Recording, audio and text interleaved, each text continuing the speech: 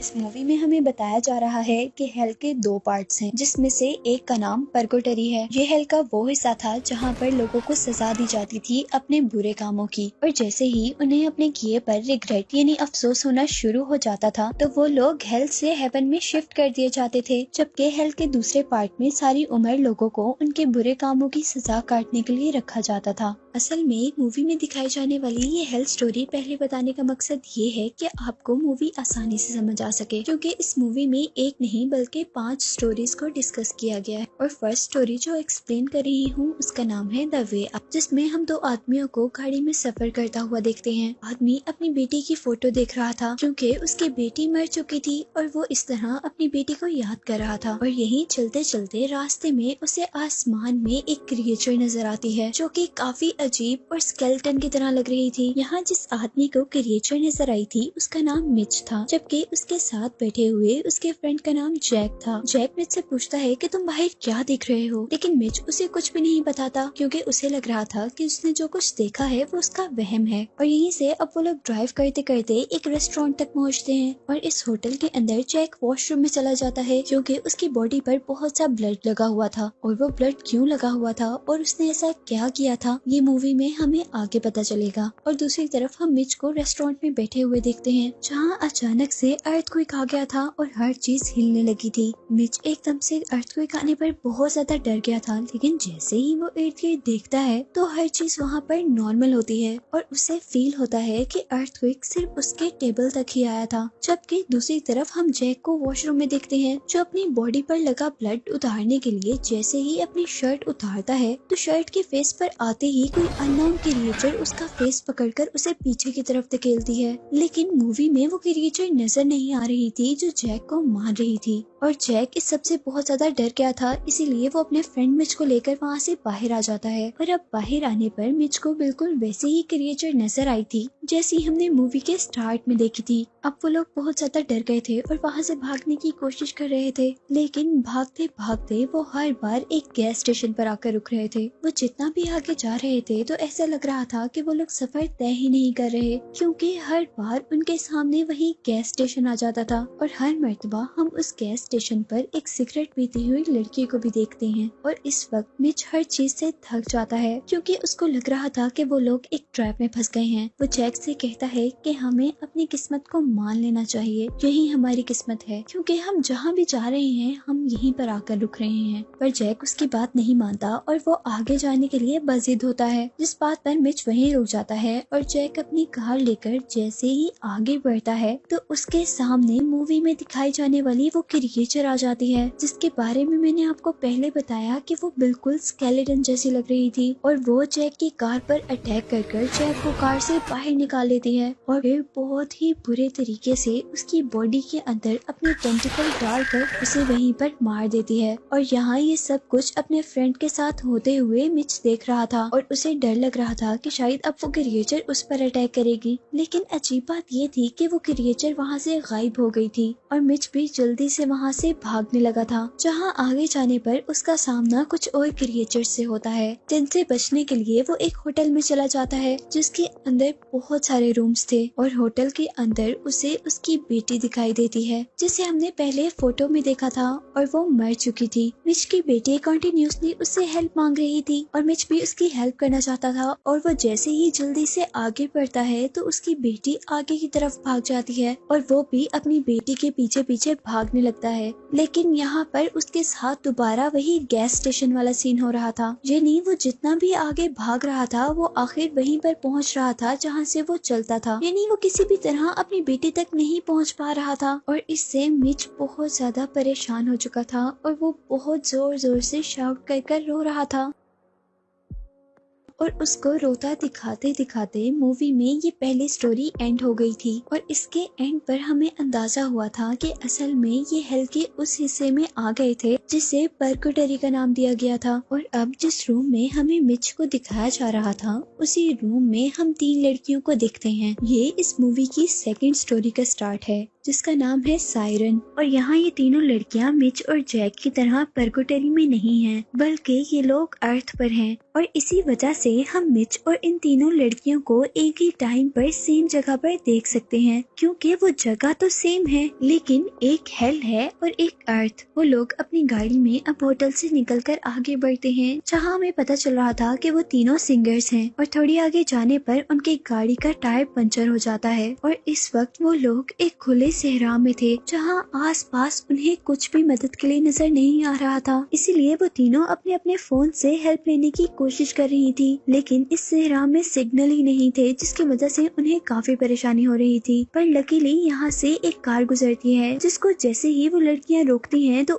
उसमें उनको एक कपल दिखाई देता है। वो तीनों उनसे हेल्प मांगती हैं, जबकि वो कपल उनको कहता है कि तुम्हारी कार हमारे नेबर्स ठीक कर सकते हैं, क्योंकि वो कार मैकेनिक हैं। और साथ ही वो ये भी कह रही थी यहाँ तुम्हें दूर दूर तक कोई भी हेल्प के लिए नजर नहीं आएगा। और साथ ही वो कपल ये भी कहता है कि अगर आप लोग चाहें तो साथ हमारे घर चल सकती हैं, क्योंकि यहाँ पर दूर दूर कोई आपकी हेल्प को नहीं आने वाला। वहाँ जाकर आप तब तक स्टे कर सकती हैं जब तक आपकी कार ठीक ना हो जाए। और उनकी बात मानते हुए वो तीनों उनकी कार के अंदर बैठ जाती हैं। और उनकी कार में बैठकर उन तीनों लड़कियों में से एक लड़की, जिसका नाम सैडी है, उसको उनकी कार के अंदर एक अजीब सा लोहे का कैचर नजर आता है, जिसके बारे में वो जैसे ही उस कपल से पूछती है तो वो उसे ये कहकर इग्नोर कर देते हैं कि वो तो टूटा हुआ है। घर आने पर वो कपल उनको उनका रूम दिखाता है, जिसके बाद उनको डिनर के लिए बुलाया जाता है, जहाँ पर उन्हें कार मैकेनिक से भी मिलवाया गया था और साथ ही उनको खाने में मीट ऑफर किया गया था। और वो मीट दिखने में काफी अजीब था, इसीलिए सैडी उसे खाने से मना कर देती है। और रूम में आकर वो अपनी बाकी साथियों से कहती है कि हमें यहाँ से चलना चाहिए, क्योंकि उसे वो लोग काफी अजीब लग रहे थे। लेकिन उसके साथी उसकी बात नहीं मानती, बल्कि वो सैडी से अजीबोगरीब सवाल करना शुरू कर देती हैं, जैसे उनकी एक और टीम मेंबर के बारे में, जिसकी कुछ अरसा पहले डेथ हो गई थी। और मूवी में बताया जा रहा था कि शायद उसकी डेथ सैडी की वजह से हुई थी, लेकिन सैडी इस बात को मानने के लिए बिल्कुल भी तैयार नहीं थी। और उनकी इसी बातों के दौरान सैडी देखती है कि उसकी दोनों पार्टनर्स को वॉमिट शुरू हो जाती है, जो कि ब्लैक कलर की थी, जिसको देखकर वो बहुत ज्यादा घबरा गई थी। इसीलिए वो फौरन बाहर जाकर उन लोगों को इन्फॉर्म करती है जिनके घर उन्होंने स्टे किया था। और वो लोग अब उन दोनों लड़कियों को एक व्हाइट कलर का लिक्विड पीने के लिए देते हैं, जिसको पीकर वो हैरान कुन तौर पर फौरन ठीक हो गई थी। लेकिन हम देखते हैं कि वो लोग अभी भी अजीबोगरीब बिहेव कर रही हैं, जैसे किसी ने उन्हें पोजेस्ड कर लिया हो। और इसी एक्शन में वो दोनों लड़कियां एक ही बेड पर लेट जाती हैं, जबकि सैडी उनसे कह रही थी कि हमें यहाँ से जल्द निकलना चाहिए। और उन्हीं की फिक्र में सैडी भी वहीं पर बैठे बैठे सो जाती है। और सोते हुए हम देखते हैं कि सैडी को अपने ख्वाब में वही लड़की नजर आ रही थी, जिसके बारे में सुनने में आ रहा था कि वो सैडी की वजह से मरी थी। और ख्वाब में वो लड़की सैडी को ही अपनी मौत का जिम्मेदार ठहरा रही थी। और इस खौफनाक ड्रीम से सैडी जैसे ही उठती है तो वो देखती है कि उसकी दोनों फ्रेंड्स बेड पर नहीं है। वो जल्दी से विंडोज के पास जाती है, जहाँ पर उसे नजर आता है कि सच में उसके फ्रेंड्स को इन लोगों ने पोजेस्ड कर दिया था। और वो लोग वहाँ पर कुछ रिचुअल परफॉर्म कर रहे थे किसी डार्क लॉर्ड नाम के डीमन को खुश करने के लिए। सैडी जैसे ही अपने फ्रेंड्स को बचाने के लिए आगे बढ़ती है तो उसके पाँव पर बहुत जोर से एक बहुत बड़ा कैचर आकर लगता है। ये वही कैचर था जो सैडी ने कार के अंदर देखा था। सैडी जैसे ही दर्द से चिल्लाती है तो उन लोगों को पता चल जाता है कि सैडी बाहर आई है। और ये देखकर उसके फ्रेंड्स बहुत ही अजीब तरीके से उसका पीछा करना शुरू कर रही थी।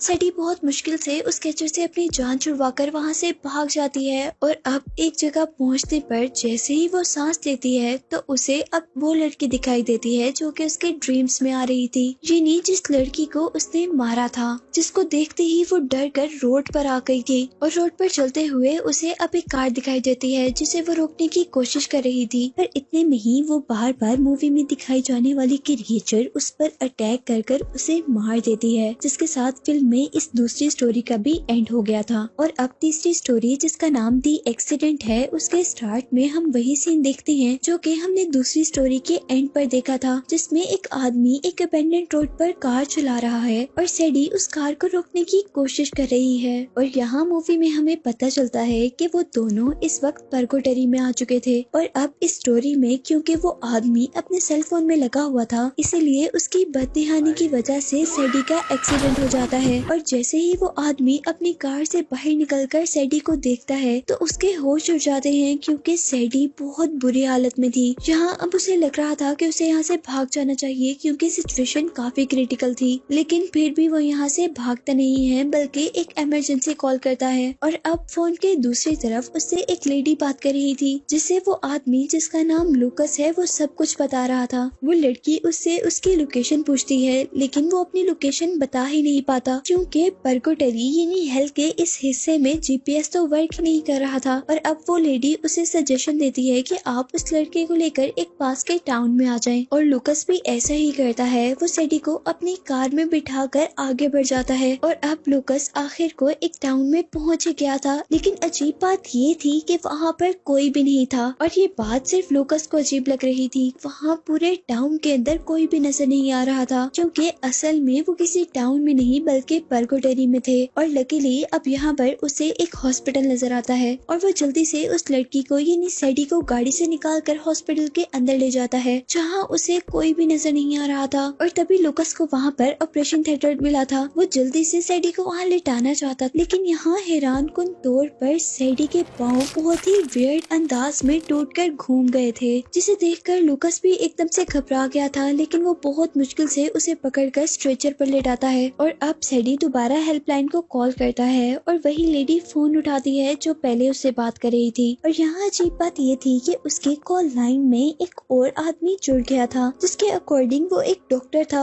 और वो लूकस से सैडी की एक सर्जरी करने को कह रहा था, जिसके लिए सबसे पहले सैडी को ऑक्सीजन मास्क चाहिए था। वो वहाँ पड़ी हुई चीजों में से जल्दी से वो चीजें ढूंढना स्टार्ट करता है जो चीजें फोन वाला आदमी बता रहा था। और आखिर को उसे ऑक्सीजन किट मिल भी जाती है, लेकिन वो अनकम्प्लीट थी। और क्योंकि अब वो किट पूरी नहीं थी, इसीलिए लूकस को वो ऑक्सीजन पाइप उसके मुंह के अंदर तक डालना पड़ता है, जिसको करते हुए सैडी उसके हाथ पर काट भी लेती है। लेकिन लूकस हार नहीं मानता। और यहाँ अब वो फोन वाला आदमी उसे बता रहा था कि इस तरह वो मर जाएगी। अगर तुम्हें उसे जिंदा रखना है तो तुम उसके पेट पर कट लगाकर उसके लंग्स को दबाओ, जिससे वो जिंदा हो सकती है। और लूकस ऐसा ही करता है, लेकिन ऐसा करने से वो जिंदा नहीं हुई थी बल्कि वो मर गई थी। और सैडी के मरते ही अब जो लोग लूकस से बात कर रहे थे वो लोग जोर जोर से हंसने लगे थे। और इन आवाजों को सुनकर अब उसे बहुत ज्यादा गुस्सा आया था, और इस गुस्से में वो हॉस्पिटल से बाहर निकलने की कोशिश कर रहा था, लेकिन हॉस्पिटल तो किसी ने लॉक कर दिया था। और अब वो एक डेड बॉडी के साथ यहाँ पर फंस चुका था, और इसीलिए परेशान होकर वो हॉस्पिटल के कॉरिडोर में ही बैठ जाता है।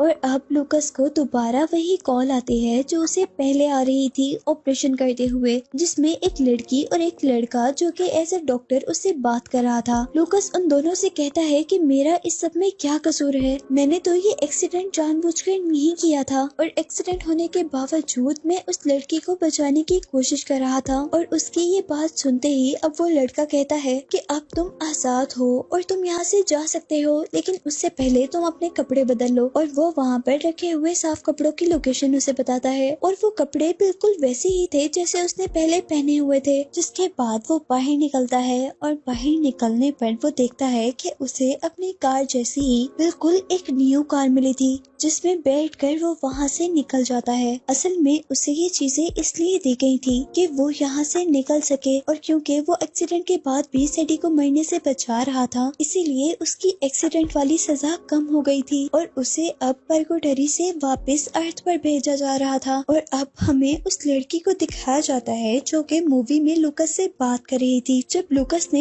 एक इमरजेंसी कॉल की थी तो वो असल में किसी इमरजेंसी स्टेशन तक नहीं गई थी, बल्कि उसे इस लड़की ने रिसीव किया था। और हमें पता चला था कि ये सब पर्कोटरी में काम करते हैं और लोगों को उनके किए के अकॉर्डिंग सजा देते हैं। और यहाँ इस औरत को दिखाते हुए ये तीसरी स्टोरी भी एंड हो जाती है। और चौथी स्टोरी के स्टार्ट में हमें इसी लड़की को दोबारा दिखाया जाता है, जिसका नाम सैंडी पता चल रहा था, और इस स्टोरी का नाम जेल ब्रेकर है। जहाँ सैंडी को हम एक रूम में जाते हुए देखते हैं, जिसके अंदर 2 और लोग भी थे, और इनके बारे में बताया जा रहा था कि ये डीमन लॉर्ड हैं। अब उन दोनों में से एक आदमी सैंडी को पर्कोटरी का दरवाजा बंद करने को कह रहा था, और इतने में ही यहाँ पर एक आदमी आ जाता है जिसके हाथ में गन थी, और वो बता रहा था कि उसने 13 साल पहले अपनी बहन को यहीं पर खोया था। और वो पिछले 13 सालों से परकोटरी में आने का रास्ता ढूंढ रहा था। और क्योंकि लूकस को वापस भेजते हुए सैंडी ने वो दरवाजा खुला छोड़ दिया था, इसीलिए वो आदमी परकोटरी तक आया था, जहाँ उस आदमी के हाथ में एक बहुत बड़ी सी शूटगन भी थी। और वो अब इन लोगों से बदतमीजी करना शुरू कर देता है, जिसकी वजह से वहाँ डीमन लॉर्ड को गुस्सा आ गया था और वो अपनी इस शक्ल से अपनी डीमन वाली शक्ल में चेंज होना शुरू हो गया था, जिसमें उसके बहुत बड़े बड़े खौफनाक नेल्स निकल रहे थे। अब इससे पहले कि डीमन लॉर्ड उस आदमी को रोक पाता, वो आदमी डीमन लॉर्ड के हाथ पर शूट करते हुए वहाँ से दूसरे आदमी को गन पॉइंट पर लेकर निकल जाता है और वो उस आदमी से कहता है कि मुझे मेरी बहन के पास ले चलो। और इस तरह परकोटरी का वो आदमी उस गनमैन को उसकी बहन के पास ले जाता है और उस गनमैन के अपनी बहन के पास जाने पर उसकी बहन उससे कहती है कि असल में मैंने ही हमारे पेरेंट्स को मारा था और इसीलिए मैं यहाँ पर फंस गई थी, लेकिन अब मैं यहाँ पर काम करती हूँ और यहाँ से नहीं जाना चाहती। और इस तरह उस लड़की के इतना कहते ही वहाँ पर बहुत सारे डीमंस आ गए थे और वो उस गनमैन को पकड़कर मार देते हैं, जबकि वो लड़की वहीं पर चली जाती है जहाँ से वो आई थी। और यहाँ हम देखते हैं कि इस लड़की को मूवी में पहले दिखाया जाने वाला क्रिएचर अभी भी देख रहा था, जिसके साथ ही फोर्थ स्टोरी भी एंड हो गई थी। और अब इस मूवी की लास्ट स्टोरी द वे इन में हमें एक लड़की को दिखाया जा रहा है जिसका नाम जेम है और वो अपने पेरेंट्स के साथ एंजॉय कर रही थी। और तभी हम देखते हैं कि कुछ मिस्टीरियस लोग उनके घर का डोर जोर जोर से नॉक करना शुरू कर देते हैं और यहाँ जेम के फादर को विंडो से बाहर एक मास्क पहना हुआ आदमी नजर आया था और उनके देखते ही देखते वो दोनों मास्क पहने हुए आदमी उनके घर के बैक डोर को तोड़ते हुए अंदर आ जाते हैं। और अंदर आने पर वो लोग जिम के पेरेंट्स को मारना शुरू कर देते हैं और यहाँ जिम ये सब कुछ छुपकर देख रही थी। जिम के फादर जैसे ही उन आदमियों को गौर से देखते हैं तो वो उनसे माफी मांगना शुरू कर देते हैं, जिस पर उसकी वाइफ और उसकी बेटी दोनों उसे देखकर काफी परेशान थी और वो ये बात सोच रही थी कि वो इनसे माफी क्यों मांग रहा है। और यहाँ उनके साथ तीसरा मास्क पहना हुआ आदमी उसके कान में आकर वजह बताता है और वो लोग उस आदमी के साथ साथ उसकी वाइफ को भी मार दे, जो देखकर जेम को अपने पेरेंट्स के मरने पर बहुत ज्यादा गुस्सा आया था। और अब वो भी बाहर निकलकर अपने पेरेंट्स को मारने वालों को मारना शुरू कर देती है। और यहाँ हमें पता चला था कि उन तीनों में से वो 2 मास्क पहने हुए आदमी और कोई नहीं बल्कि मूवी में दिखाई जाने वाली पहली स्टोरी के कैरेक्टर्स हैं, यानी मिच और जैक। और यहाँ उस लड़की जेम ने जैक को बहुत ज्यादा मारा था, इसीलिए हमने मूवी के स्टार्ट में जैक के ऊपर बहुत ज्यादा ब्लड देखा था। और क्योंकि वो लड़की अभी भी जैक को मार रही थी, इसीलिए मिच को उस लड़की को मारना पड़ता है। और जैसे ही मिच उस लड़की को मारता है और वो तीनों बाहर निकलने लगते हैं तो जेम और उसकी मॉम की बॉडी बिल्कुल वैसी ही क्रिएचर्स में चेंज हो जाती हैं जैसी क्रिएचर्स हमें मूवी के स्टार्ट से दिखाई जा रही थी। यानी मूवी के स्टार्ट में जो मिच को क्रिएचर्स नजर आ रही थी वो और कोई नहीं बल्कि जेम और उसकी मॉम थी। और अब उनको देखते ही वो तीनों बहुत ज्यादा डर गए थे और वहाँ से भाग रहे थे, जहाँ पर तीसरा आदमी जमीन पर गिर जाता है और जमीन से वैसे ही खौफनाक क्रिएचर निकलकर उसे मार देती है। और यहाँ अब हमें पता चला था कि वो दोनों आदमी उस टाइम में परकोटरी यानी हेल में एंटर हुए थे जब उन्होंने 2 बेगुनाह लड़कियों को मारा था। और अब हमें मूवी का दोबारा स्टार्टिंग सीन दिखाया जाता है जहाँ पर जेम और मिच इन सारी चीजों से बचकर भाग रहे हैं। और इसी के साथ ये मूवी तो यहीं पर एंड हो जाती है। पर एंड पर मैं आपको सिर्फ ये बताना चाहती हूँ कि इस परकोटरी में सिर्फ वही लोग फंसते थे जो बुरा काम करते थे, जिस तरह जैक और मिच ने 2 बेकसूर लड़कियों को मारा था। और अगर वो सिर्फ उसी आदमी को मारते जिसने मिच की बेटी के साथ कुछ बुरा किया था तो शायद वो परकोटरी में ना आते। और इसी तरह सैडी ने भी अपनी एक पार्टनर को मारा था जिसकी सजा उसने भुगती थी, जबकि इस मूवी की स्टोरी दी एक्सीडेंट में दिखाए जाने वाले कैरेक्टर लूकस ने जानबूझकर सैडी का एक्सीडेंट नहीं किया था और वो फिर भी उसकी जान बचाने की कोशिश कर रहा था। और क्योंकि उसका इरादा नेक था इसीलिए वो वहाँ से निकल गया था। और इसी के साथ इस मूवी की एक्सप्लेनेशन यहाँ पर एंड होती है।